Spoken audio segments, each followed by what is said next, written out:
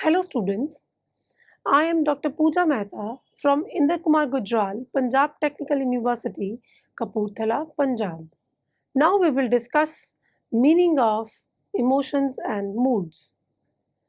In the present era of business, with increased focus on human processes in the organization, emotions and feelings have received considerable importance. It is well known to all that emotions are universal. However, in order to communicate with others more effectively, different emotions are experienced and expressed differently. In an organizational setting, the concept of emotions did not receive much attention before 1990s. The focus of workplace emotions was confined only to the feeling of job satisfaction. But due to growing service industry and growing number of frontline workers who are expected to display desired emotions all the time, the concept of emotions has been placed on the top of every organization's agenda. Now we will discuss emotions and moods in detail. Emotions are intense feelings which are directed at someone or something. They are neural impulses that move an individual to certain action. Emotion includes three components: physiological arousal, expressive behavior, and conscious experience. Emotions can be categorized into two categories: primary emotions and secondary emotions. Firstly, we will discuss primary emotions.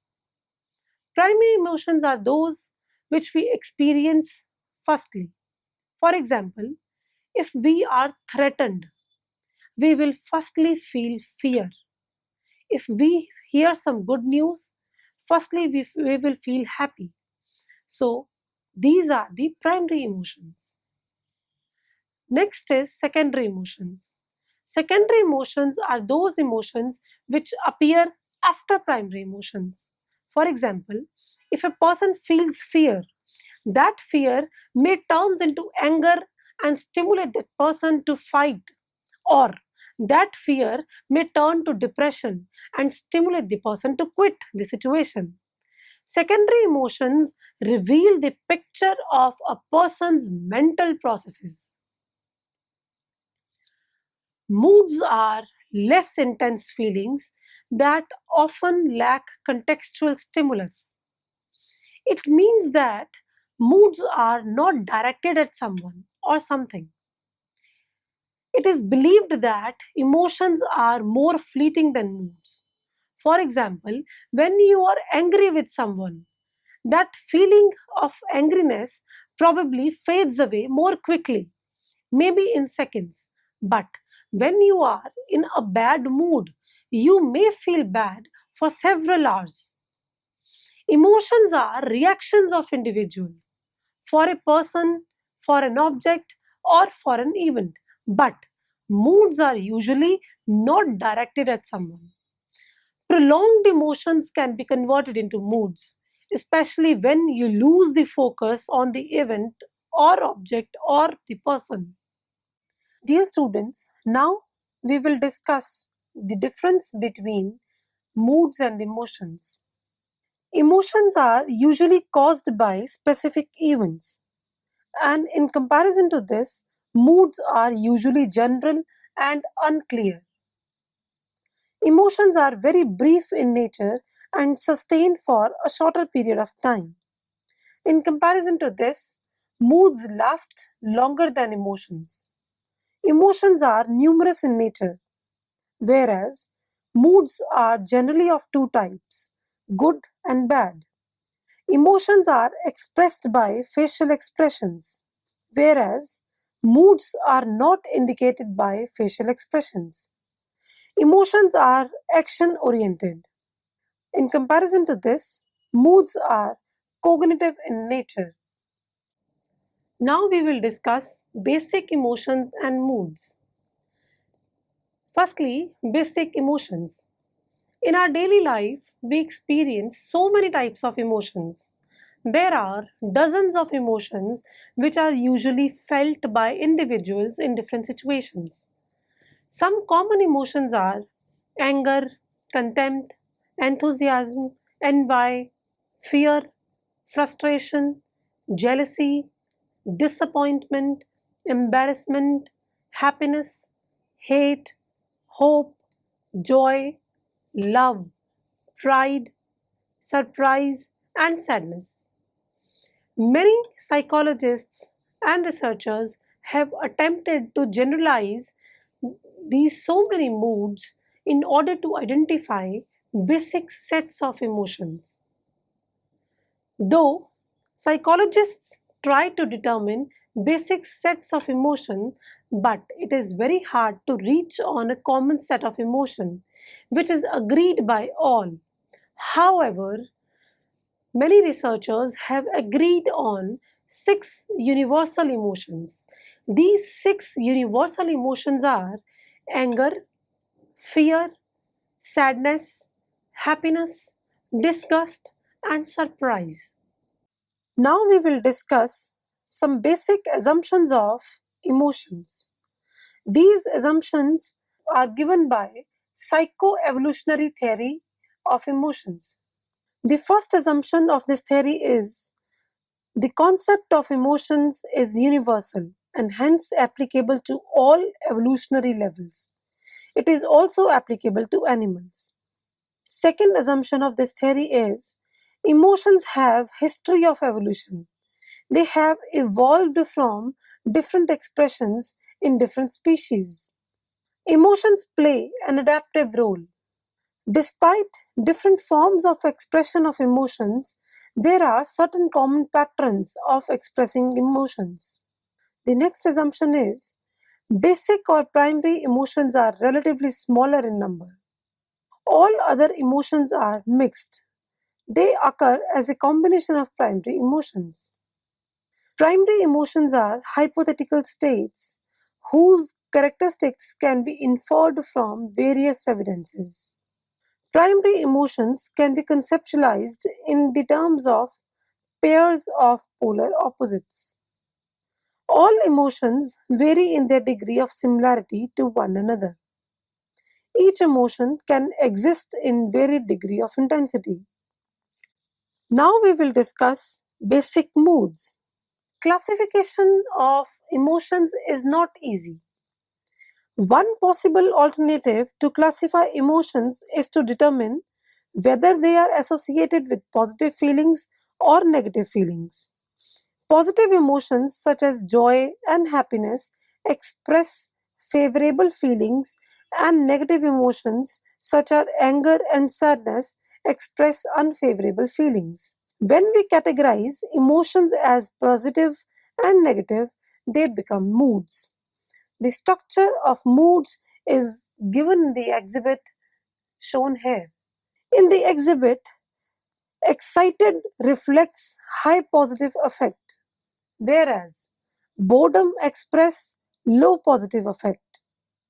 Nervous reflect pure high negative affect, and relaxed express low negative affect. Other emotions such as contentment and sadness are mixture of low and high positive and negative affect. Therefore, we can say that positive affect is a dimension of moods which include positive emotions such as excitement, elated, and happy at the higher end, and depressed, bored, and fatigued at the lower end. On the other hand, negative affect is a dimension of moods which includes negative emotions such as nervous, stressed, tensed at the higher end, and relaxed, calm, and poised at the lower end. Dear students, now we will discuss sources of emotions and moods. The first source of emotions and moods is personality. Most of the people have the inbuilt tendency to experience certain moods and emotions. These people also change their moods and emotions more frequently than others. The intensity of emotions also differs from individual to individual. Some individuals experience emotions more strongly than others. This is called affect intensity. The individuals who are affectively intense experience positive and negative emotions deeply than those who are less intense. Second source is day of the week and time of the day. A particular day of the week or particular time of the day may also influence your moods and emotions. Research has indicated that generally people experience positive emotions and moods in the last days of week, and they experience worst moods and emotions during starting days of the week. In addition to this, time of the day also determine our emotions. Generally, people experience peak levels of positive emotions during middle part of the day. Next source of emotion is weather. Many people believe that their mood is associated with weather. Do we experience positive emotions on a sunny day or on a rainy day? Many researchers have found that weather has very little effect on the moods and emotions of the people. Next source of emotions and moods is stress. Stress lead to negative emotions. Stressful events at work affect our moods negatively. As the level of stress increases, our moods get worsened and we start experiencing negative emotions. The next source of emotion is social activities. Generally, social activities increase the positive moods and have very weak effect on negative emotions. The people who go out with their friends frequently tend to be happier than those who stay in isolation. Such people have more social interactions. Social interactions usually lead to good moods. Research has indicated that social activities such as skiing, hiking, going to parties, eating out with friends increase the positive emotions more strongly than formal events like attending meetings, seminars, and presentations. Next source of emotion is sleep. Sleep does affect moods and emotions. Workers who work during night shifts, students who study during late night hours, and other people who are deprived of sleep usually experience negative moods like fatigue, anger, and hostility. This is because poor sleep weakens the mental ability, decision making, and therefore also affects job dissatisfaction. Next factor is exercise. Studies have shown that exercises improve the moods. This is because exercise helps in muscle relaxation and feeling good. Therefore, exercise is better alternative for those who are strongly depressed. Another source of emotions is age. Young people tend to be emotionally weaker than older people. Studies have pointed out that young people experience negative emotions more frequently. As the age of an individual grows, negative emotions occur less and positive emotions occur more frequently. Studies have also revealed that emotional experiences improve with the age of individual. Gender. There are some gender differences in the experience and expression of emotions. Usually, it is said that females experience the emotions more intensely than males. They are also more emotionally expressive than males because they express both positive and negative emotions more frequently. Now we will discuss the concept of emotional labor. This concept was originated from service jobs like air flights, customer care, BPOs, etc. Every service sector organization expects its employees to be cheerful while interacting with the customers. Emotional labor is particularly the situation when an employee is bound to express organizationally desirable emotions during the interpersonal transactions at work. Every job demands physical and mental labor, but jobs also demand emotional labor. For example, jobs of frontline executives in hotels, hospitals, and call centers. These executives need to smile and express positive emotions while interacting with their customers. The complexity arises when employees feel some other emotion but they have to project another emotion because their jobs demand so. This disparity is called emotional dissonance. Emotional dissonance can be defined as the inconsistency between felt emotions and displayed emotions. Felt emotions are the emotions which an employee actually feels at a given point of time. Displayed emotions are the emotions which an employee is expected to project on the job. For example, a customer care employee who is feeling very sad because of some personal issues has to express the emotions which are considered as appropriate for the job while answering the inquiry call of a customer. Therefore, it is not necessary that emotions are displayed in the same way they are experienced.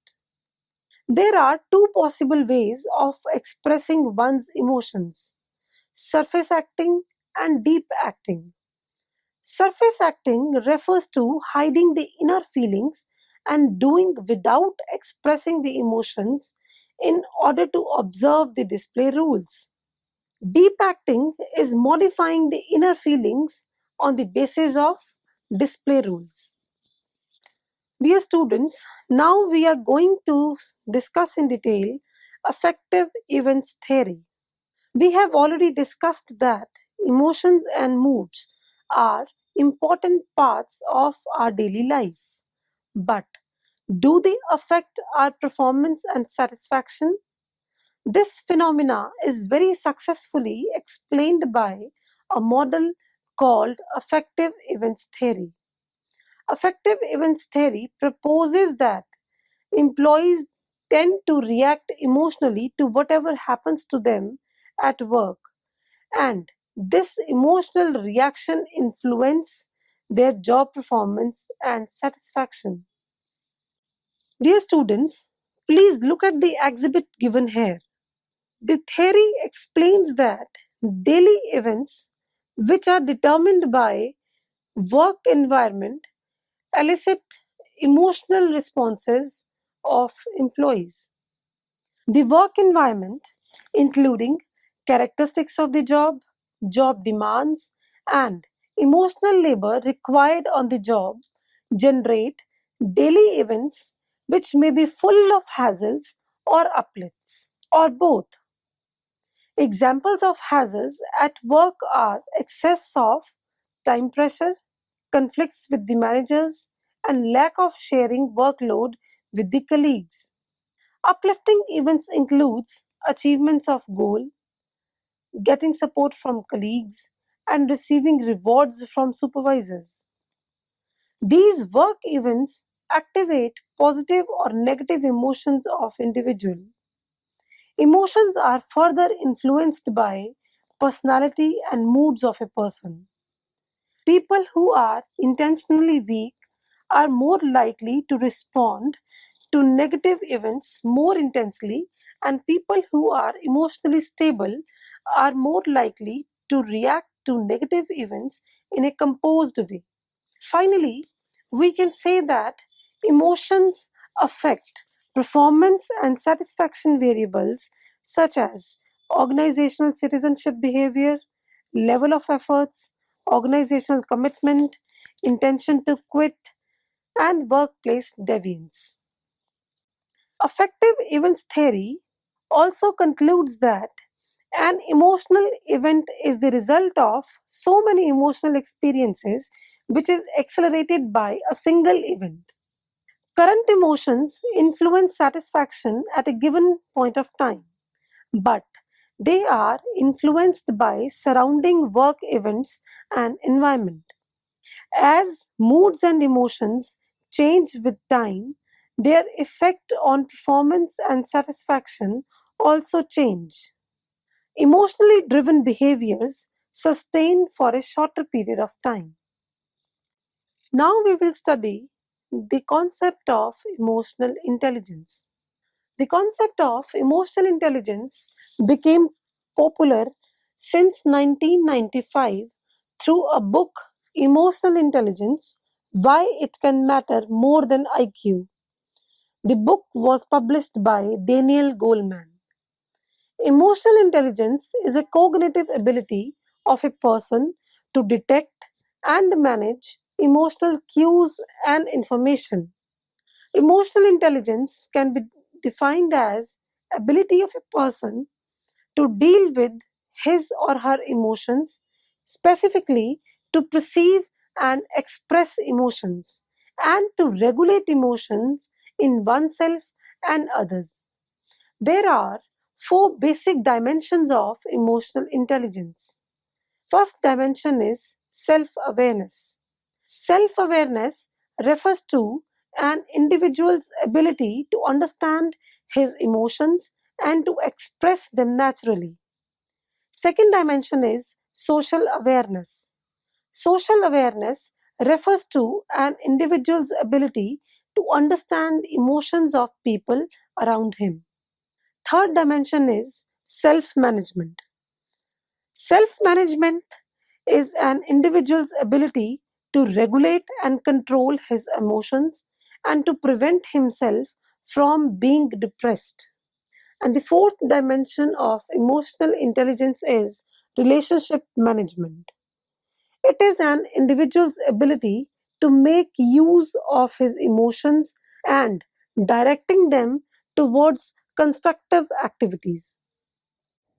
Now we will discuss arguments in favor of emotional intelligence and arguments against emotional intelligence. Firstly, we will discuss arguments in favor of emotional intelligence.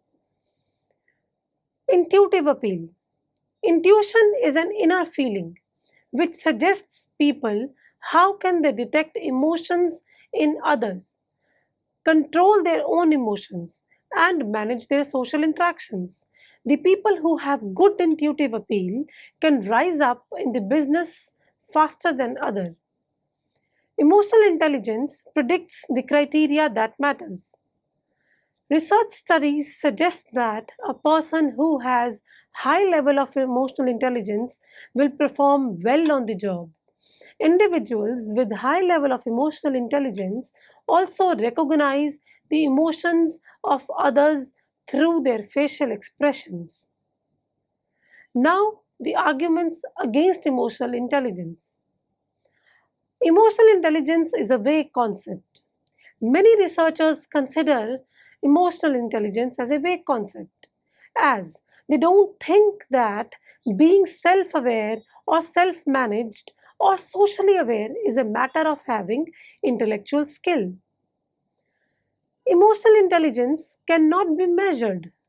The concept of emotional intelligence is also criticized on the grounds that there are no valid tools for measuring it. As it is a form of intelligence, the questions measuring emotional intelligence must be having right or wrong answers.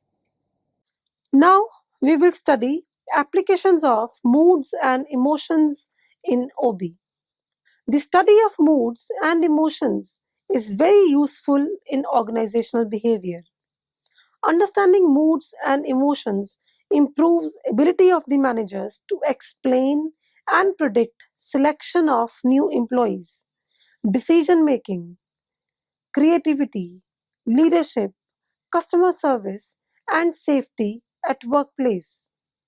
Firstly, we will study the application of moods and emotions in the procedure of selection. One of the most important implications of emotions and moods in the organization is its relevance in selecting and hiring new employees. Managers should consider emotional intelligence as an important attribute while hiring new employees, especially in the jobs that include high degree of social interactions. Many of the good organizations have started measuring emotional intelligence of prospective candidates. A research study on executives working in Bhel in Haridwar found that people who exhibited high levels of emotional intelligence were better performers than those who had low levels of emotional intelligence. Second application of moods and emotions is in decision making. People, when experience positive emotions or moods, tend to use heuristics and thumb rules for making good decisions. Positive moods also enhance problem solving skills and stimulate people to find better solutions. The next application of emotions in organizational behavior is creativity. Creativity is also considered to be linked with moods and emotions. People tend to be more creative when they experience good moods and emotions than when they experience bad moods and emotions. They produce more original ideas during good moods. Leadership. Effective leadership depends upon how well a leader expresses his emotions and understands the emotions of his subordinates. The expression of emotions in speeches is the important element which makes the people accept or reject the message of leader. When leaders feel enthusiastic, active, and excited, they may motivate their subordinates, spread enjoyment and optimism in their subordinates in a better way. Next application is customer service. An employee's emotional state determines how he provides service to the customers, which further determines the repeat of business and finally customer satisfaction. Emotions of an employee are transferred from him to the customer he is dealing with. It has been proved by the studies that one person catches the emotions from other persons. When an employee experiences positive emotions and smiles, customers also will more likely to respond positively. The another application of emotions and moods is safety and injury at workplace. Negative emotions are usually associated with increase in accidents and injuries at workplace. This is because people who experience negative emotions tend to be more anxious, ignore safety rules, and are more likely to be involved in the accidents. It is always suggested that rate of accidents in the organizations can be reduced by ensuring that employees are not allowed to handle dangerous activities when they are in bad moods. Usually, managers can influence moods of their employees by sharing funny videos, giving them motivational talks, appreciating their work, and offering a small tea party. Moreover, when managers themselves are in good mood, they can transfer their good moods to their employees. Managers who understand the role of emotions and moods significantly improve their ability of predicting and explaining the behavior of their subordinates and colleagues. So, students, let us now summarize. It is well known to all that emotions are universal. However, in order to communicate with others more effectively, different emotions are experienced and expressed differently. In an organizational setting, the concept of emotions did not receive much attention before 1990s. The focus of emotions at the workplace was merely confined to the feeling of job satisfaction. But due to rising service industry and growing number of frontline workers who are expected to display desired emotions all the time at the work, the concept of emotions has been placed on the top of every organization's agenda. Emotions are intense feelings which are directed at someone or something. Emotions includes three components: physiological arousal, expressive behavior, and conscious experience. Moods are less intense feelings that often lack contextual stimulus.